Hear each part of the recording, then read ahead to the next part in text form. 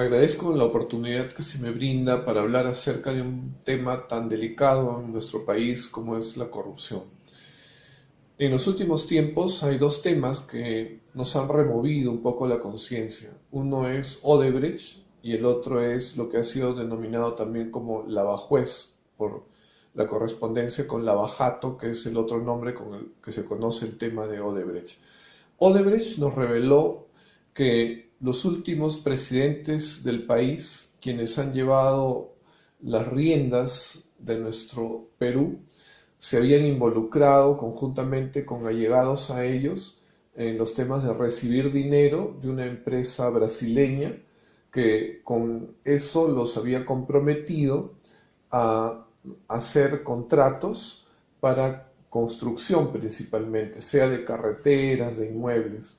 Y la realidad es que el Perú ha sido prácticamente estafado porque muchos contratos que se hacían, digamos, por 1 millón, al final costaban el triple, vía adendas, vía arbitrajes, donde el Perú siempre era el perdedor. Y lamentablemente fueron sistemáticos, principalmente en el Ministerio de Transportes. Y eso ha involucrado a presidentes de la República, a ministros de Estado, a presidentes regionales, alcaldes y además muchas personas vinculadas a ellos, pero también inclusive a periodistas. Lo cierto es que nosotros no habíamos terminado de mostrar nuestra condición de sorpresa, de dolor, cuando de pronto ocurre este segundo tema, que es el descubrimiento en la Corte Superior del Callao de redes que llegaron al Consejo Nacional de la Magistratura, al Poder Judicial, al Ministerio Público, a presidentes de región, alcaldes también, y muchas personas en calidad de empresarios que también estaban en el entretejido de la red. Ahora se les ha llamado a algunos de ellos los cuellos blancos, ¿no? La realidad es que eso mismo nuevamente ha puesto en cuestión al mismo sistema de justicia. Y nosotros vemos que en estos momentos en el Congreso se está dando una respuesta lamentablemente de blindamiento para las personas que están involucradas en estos hechos que significan criminalidad organizada a nivel del sistema de justicia para proteger a personas que cometen delitos. Nosotros, ¿qué podemos decir? Que lo cierto es que la tolerancia para la corrupción ha crecido tanto en nuestro país, como revelara el fallecido historiador Quirós en Historia de la Corrupción en el Perú, de tal modo que lo que antes era una minoría, según también nos decía un maestro del derecho, el doctor Rada, ¿no? La realidad es que ha aumentado de tal modo que hoy en día ya no es verdad lo que considerábamos antes, que los corruptos en todos los sistemas, en todas las instituciones, eran menos. Ahora definitivamente tenemos que concluir que son más. Y esa tolerancia para la corrupción no solamente ha sido vista por nosotros, ha sido vista ya por los extranjeros que a veces dicen en el Perú la corrupción es parte del paisaje. Eso que nos hiere, que nos duele, en estos momentos se encuentra en una situación especial. La ciudadanía ha tomado conciencia. En la encuesta pública, las instituciones que en estos momentos se sabe que han sido infiltradas por la corrupción están muy mal vistas. Llámese el Poder Judicial, el Ministerio Público y otras instituciones como gobiernos regionales, alcaldías provinciales y el mismo Congreso, porque en el Congreso se advierte que hay cierta protección para algunas personas que estarían involucradas en la corrupción, pero que tendrían nexos, habrían tejido redes que no se sabe hacia qué se dirigían, pero probablemente sea hacia el blindamiento, ¿no?, en favor de quien en estos momentos domina, tiene la mayoría, la junta directiva del Congreso. Esa realidad no puede ser desmentida. Originalmente los integrantes de esta mayoría de Fuerza Popular decían que ellos estaban en lucha contra la corrupción. Ese cartel, esa presentación ahora ha desaparecido, pero la lucha contra la corrupción sigue. Nosotros lo vemos en los memes, lo vemos en el Facebook, lo vemos en los Twitter. La ciudadanía ya ha realizado marchas, probablemente se van a seguir organizando más porque en el Perú la mayoría dice ya no podemos soportar. Estamos cerca de cumplir 200 años de independencia y la realidad es que no avanzamos y el principal mal es la corrupción. ¿Y a quién se lo debemos? Odebrecht lo ha demostrado, principalmente a políticos, inclusive que han llegado a la presidencia de la República, pero que no han tenido otra mira que enriquecerse a través del poder.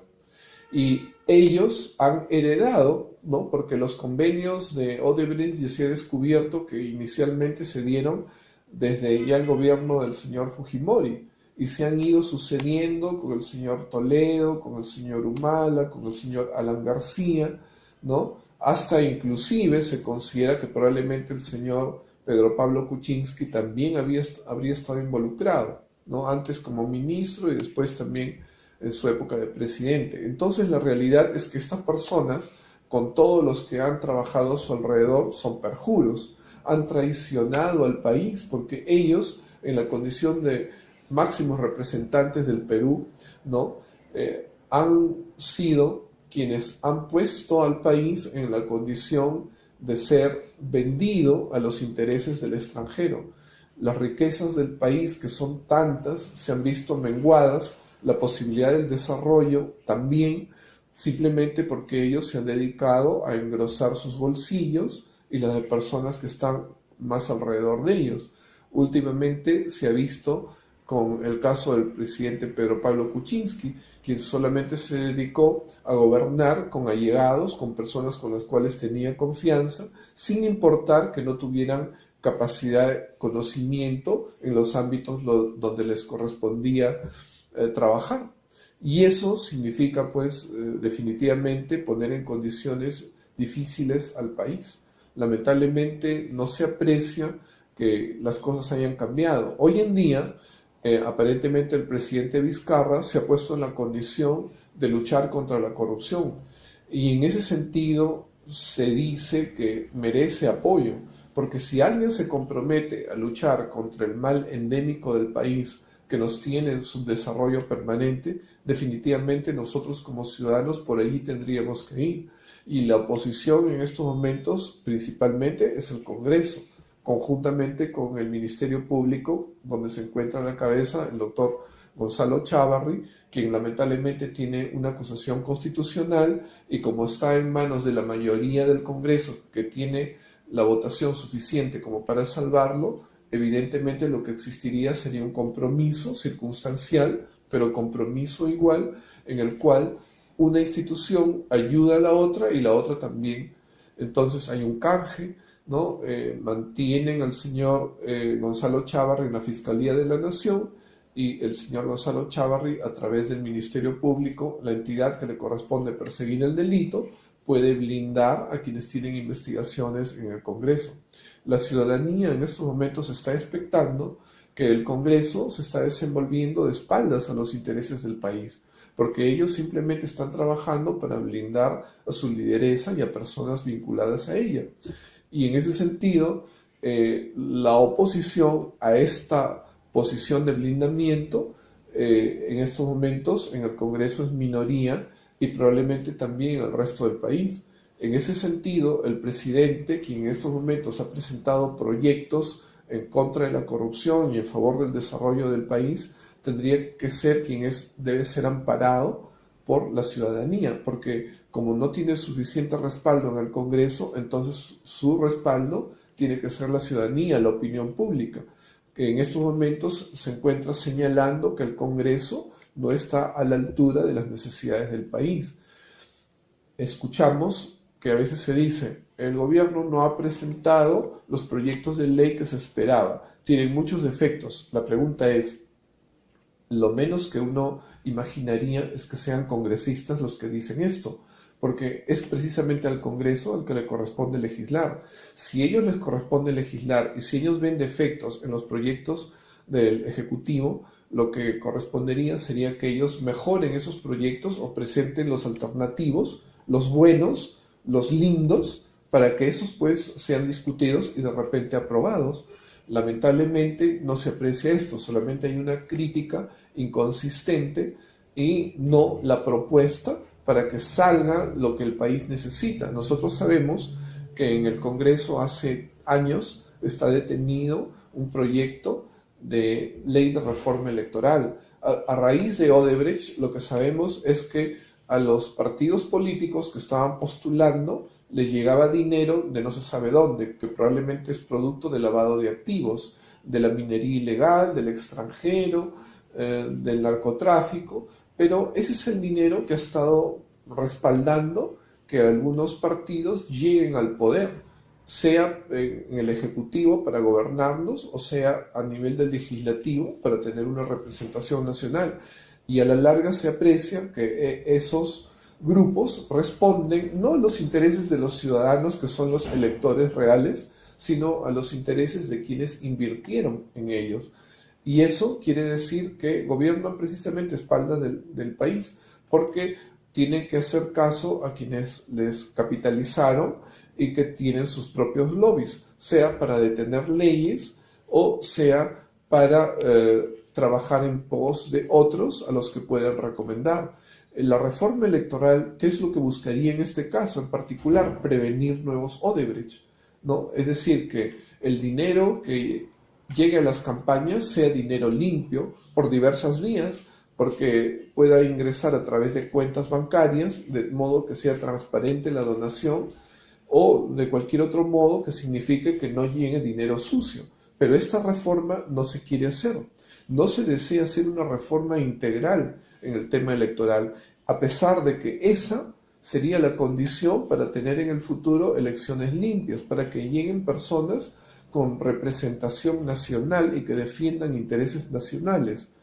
Esto, desgraciadamente, significa que es en el Congreso, en estos momentos históricos, donde tenemos un tremendo adversario contra los intereses del país, de su desarrollo, de su crecimiento y además del freno a la corrupción. ¿Qué podemos hacer?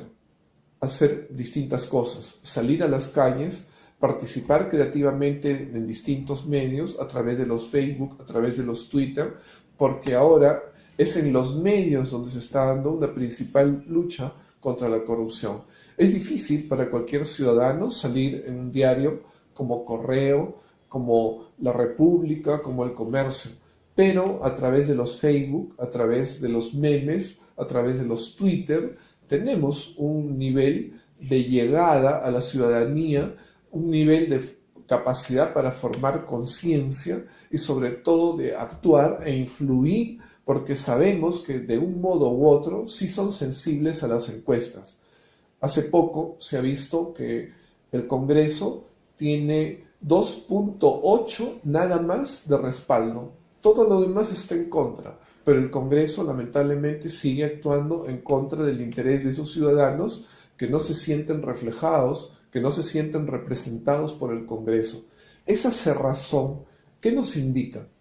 Que no podemos confiar en una institución principal del país. Y como ciudadanos, ante eso estamos obligados a seguir actuando, estamos obligados a llamar a conciencia a la mayoría.